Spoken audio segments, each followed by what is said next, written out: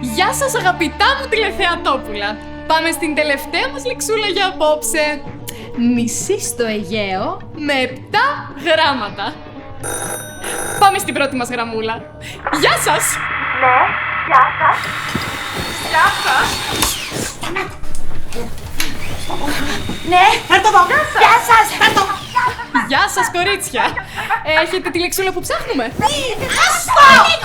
Γεια σας. Γεια σας, χαίρετε. Εγώ πριν να σας πω την απάντηση, θέλω να στείλω φυλάκια πολλά στο λιτσάκι από το διδυμότο. Ξαδερφούλα μου Λίτσα! Πριν πω εγώ τη λέξη, ήθελα να σας πω ότι σε αυτό το νησί πήγα από μου. Είναι στην καλύτερα. Πώς δεν κατάλαβες.